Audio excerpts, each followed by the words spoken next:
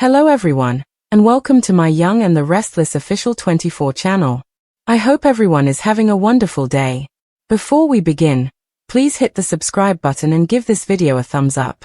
The shocking truth had unraveled like a thread Diane never thought she'd have to pull, a secret buried so deeply in the shadows of her past that when it came to light, it struck her with the force of a storm she could neither deny nor contain.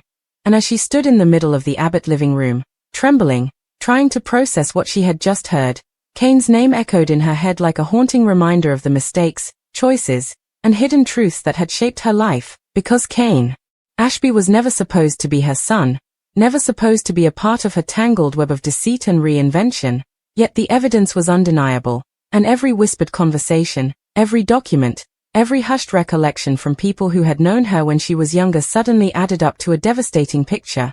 She was Kane's biological mother, and the weight of that revelation pressed against her chest until it felt like she could hardly breathe.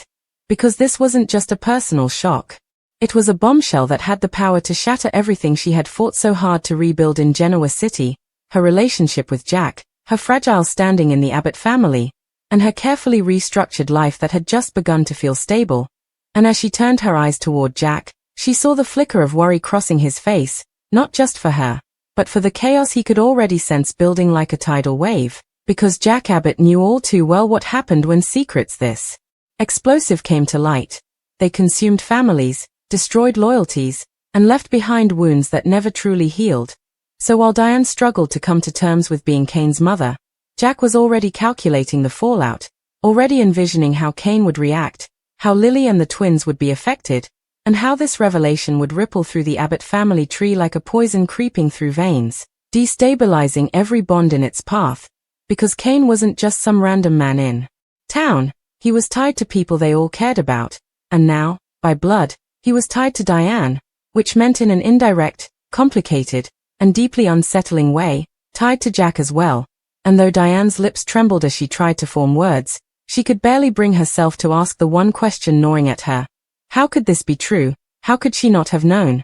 And what did this mean for her future, her past, and the family she thought she had reclaimed? While Jack, ever the stoic yet deeply protective patriarch, couldn't shake the gnawing fear that this revelation would undo everything, not just Diane's progress, but his as well, because after years of rebuilding trust, after choosing to stand by Diane despite the doubts of so many, he now wondered if this was the secret that would make him regret it, the revelation that would drag them both down. And as the night stretched on, the silence between them carried the weight of questions too dangerous to ask, because Diane was reeling. From the discovery that she had a son she never knew, Kane was unknowingly standing on the brink of a life-changing truth, and Jack was caught in the middle, worried not just about what this meant for the Abbotts, but for his own heart, because deep down, he feared this was only the beginning of a storm that none of them would survive intact. The next morning arrived far too quickly for Diane Jenkins Abbott, who barely slept after the bombshell she had uncovered the night before. Every time she closed her eyes, her mind dragged her back through fragments of her past, faces she hadn't thought of in years, choices she'd buried beneath reinvention after reinvention, and one particularly painful memory of a time she had fled Genoa City to escape the scrutiny and judgment of those who had never believed in her. Back then, she had been desperate, broken, and in need of a clean slate. And though she thought she had left nothing behind, the revelation that Kane Ashby was her biological son shattered that illusion completely. For Diane, the realization didn't just come with shock, it came with guilt, a kind that seeped into her bones. Because if Kane truly was her son, that meant he had grown up without her, had lived his life without the knowledge of who his real mother was. And that absence was her fault, whether intentional or not. As she sat alone in the Abbott mansion, clutching her hands together to stop them from shaking, she whispered the same question over and over. How could I not have known? How could I have forgotten something so monumental? But of course, Diane had lived her life in compartments, sealing away the past in neatly locked boxes so she could play whichever role she needed to survive. And now, one of those boxes had burst wide open.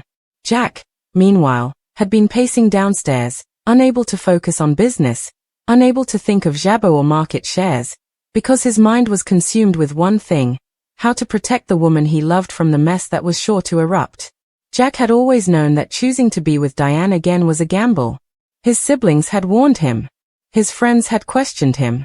His instincts, at times, had doubted him.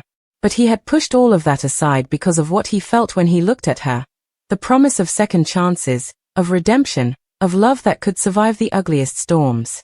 Yet here they were, staring down another hurricane. And this time it wasn't about her lies or schemes. It was about blood, heritage, and family, things far harder to untangle or spin. Jack knew Kane. He knew the man had already endured his share of complicated storylines, fake identities, betrayals, heartbreak with Lily, brushes with crime, and endless attempts to prove himself. Jack could already predict the storm of emotions Kane would feel if this truth came out.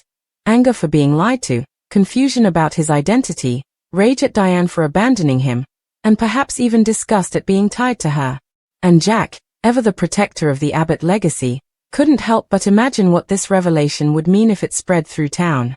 Genoa City thrived on scandal, and this one was tailor-made to dominate every conversation, every whisper, every smirk from Victor Newman down at society. Diane's fear wasn't only about Kane's reaction. It was about Kyle. If her son Kyle learned that Kane was his half-brother, how would he react? Their relationship was fragile enough as it was, years of mistrust, betrayal, forgiveness, and tentative steps toward healing. Would Kyle feel betrayed all over again? Would he believe she had hidden this on purpose, that she had another child she never told him about? The thought made Diane's stomach twist in knots. She could almost hear Kyle's voice in her head, cold, wounded, accusing her the way only a child can accuse a mother. You lied to me again, you chose secrets over me again, and how am I supposed to trust you now? Jack entered the room quietly, his face lined with the kind of worry he usually tried to conceal. Diane, he said softly, placing a hand on her shoulder. She flinched at his touch, not because she didn't want comfort, but because she didn't feel she deserved it. We have to decide what to do next. Her eyes filled with tears as she shook her head. I don't know what to do, Jack. How do I tell Kane? How do I tell Kyle? My God, how do I even look at myself after this? I was his mother, and I wasn't there. I abandoned him without even realizing it. Jack crouched down in front of her, forcing her to meet his eyes. You didn't know. Whatever happened in the past, whatever choices were made, you didn't know. And Kane has had a life. He's not a child anymore. He's a grown man who has been through hell and back. This will change things, yes, but you can't shoulder the blame for every piece of it. But Diane wasn't convinced. In her heart, she felt the weight of responsibility. Kane had always seemed adrift, always searching for belonging, and now she wondered if that hole inside him was the one she had left when she wasn't there to fill it. The thought of confronting him terrified her. Would he hate her? Would he lash out? Would he shut her out entirely? Diane could face many things, scorn, rejection, even isolation. But the idea of her son despising her was a pain she wasn't sure she could survive. Elsewhere, Kane was completely unaware of the storm about to hit his life. He was at Crimson Lights, sipping coffee, trying to distract himself with paperwork, but his mind kept drifting to his complicated relationship with Lily. He had made mistake after mistake, and though he still loved her, he knew that reconciling was more a dream than a reality. He had convinced himself he could handle disappointment. What he didn't know was that the biggest disappointment of his life was about to come from a woman he barely even thought about. It wasn't long before word began to slip. Genoa City was a town where secrets never stayed secrets for long, and when Diane confided in Phyllis, perhaps foolishly hoping for advice or at least someone who could understand the agony of maternal mistakes, the information was as good as broadcast on a megaphone. Phyllis, never one to let an opportunity pass, didn't hesitate to dangle the secret in front of others, letting it drop in sharp fragments of conversation until whispers began to spread. Diane Jenkins had another son, and that son was Kane Ashby. When Jack heard that people were already buzzing about it at society, his heart sank. The secret wasn't even fully processed between Diane and Kane, yet the town was already running with it, turning it into the scandal of the season. The Abbotts, the Newmans, the Winters family, all would have an opinion, and none of them would be kind. The confrontation came faster than Diane expected. Kane stormed into the Abbott mansion, his face pale but his eyes blazing with fury. Tell me it's not true, he demanded, his voice shaking with anger.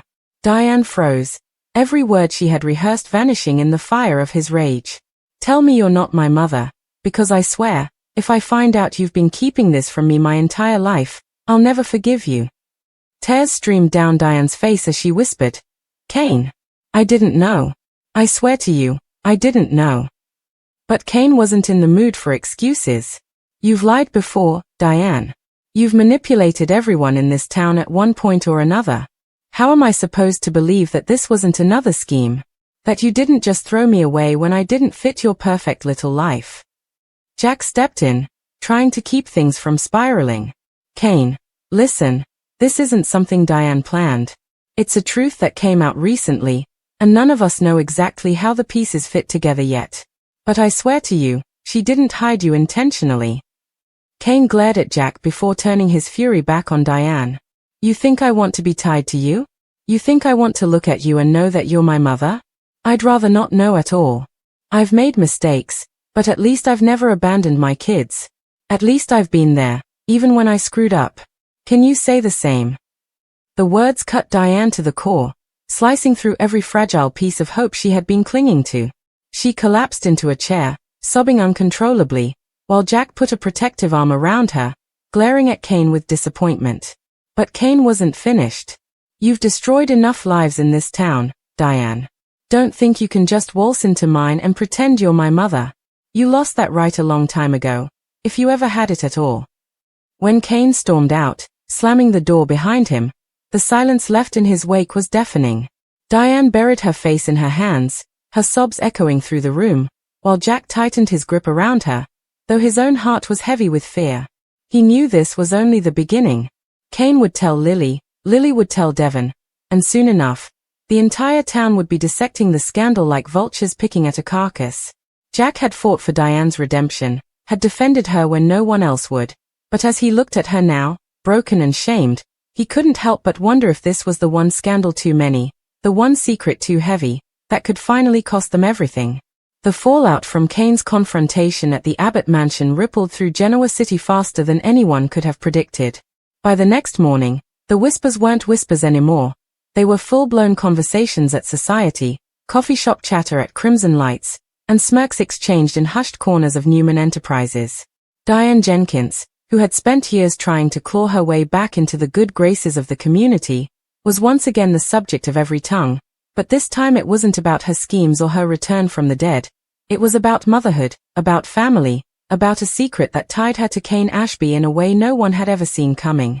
Lily Winters was the first to feel the ripple of shock, and when Kane showed up at Chancellor Winters late in the afternoon, pacing outside her office with a storm brewing in his eyes, she braced herself for yet another chapter of drama. "What now, Kane?" she sighed, already expecting some plea for another chance, or maybe news about the twins. But the look on his face wasn't one she recognized. It was raw, wounded, and furious all at once. "You're not going to believe this," Kane began, his voice hoarse as though he had been shouting for hours. "Diane Jenkins, she's my mother." Lily blinked, stunned. "What? Kane, that doesn't make any sense. Diane's son is Kyle. Everyone knows that." "Yeah, well, apparently I'm her son too," Kane spat, throwing his hands in the air. "I didn't believe it at first, but the pieces, they add up. She claims she didn't know. She swears it wasn't intentional. But come on, Lily. This is Diane Jenkins we're talking about. When has she ever not known how to manipulate a situation to her advantage?" Lily shook her head, trying to process. "So you're saying Kyle is your half-brother?" "Half-brother, full nightmare, it doesn't matter," Kane snapped. "What matters is, this woman abandoned me. She lived her life, chasing her ambitions, playing her games, while I grew up without a mother. And now she expects me to, what? Welcome her with open arms? Forgive her? Pretend this is some miracle reunion?" But Lily wasn't so quick to jump to Kane's side. "Kane, you don't even know the whole story. If she didn't know, then maybe she isn't to blame. And before you decide what to do, maybe you should think about how this affects the kids. If Kyle's your half-brother, that means Johnny, Katie, and Harrison are all tied into this too. You think the Abbotts are going to take this lightly?" Kane groaned, running a hand through his hair. "I don't care how the Abbotts feel. Jack can coddle Diane all he wants, but I won't.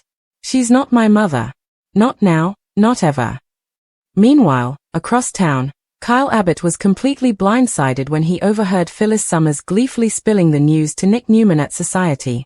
Phyllis never could resist twisting the knife where Diane was concerned, and this was the juiciest twist of all. "Can you believe it?" Phyllis drawled, sipping her martini with relish.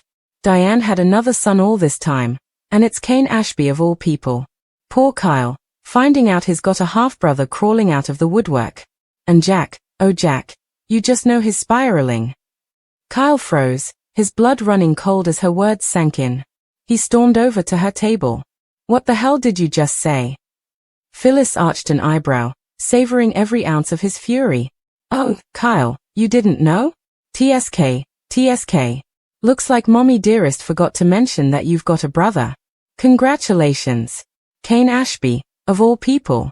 Guess family dinners just got a whole lot more awkward." Kyle's face turned red with rage. "You're lying. You're just stirring the pot like always." Phyllis leaned back with a smirk. "For once, I don't have to. Go ask your mother. She'll tell you herself." By the time Kyle arrived at the Abbott mansion, Diane was trembling all over again. The look on his face, the betrayal, the hurt, the familiar accusation in his eyes, was a dagger to her heart. "Is it true?" Kyle demanded, his voice sharp. "Do I have a brother you never told me about?" "Kyle." Diane started, her voice breaking. "Don't you Kyle me. I defended you, over and over, when everyone else told me not to. I trusted you, even when I shouldn't have. And now I find out that all this time, you had another son and you never said a word." Tears streamed down Diane's cheeks. "I didn't know. I swear to you, Kyle, I didn't know until recently. It wasn't intentional. Please, you have to believe me." But Kyle's jaw tightened. "Do I? Because every time I've ever given you the benefit of the doubt, you've found a way to prove everyone else right. So tell me, Mom, why should I believe you now?" Jack stepped in, trying to diffuse the tension. "Kyle, your mother's telling the truth. This isn't a scheme, it's a revelation, one that's been as shocking to her as it is to us. You need to give her a chance to explain." But Kyle wasn't ready to hear it. "I don't even know who she is anymore. First, she comes back from the dead. Then she worms her way back into your life, Dad. And now this. Another brother, a secret son? What's next?" He shook his head in disgust. "I can't do this. I won't." As Kyle stormed out, Diane collapsed into Jack's arms, sobbing. Jack held her, but his own face was etched with worry. He had known this would hurt Kyle, but seeing it play out was worse than he imagined.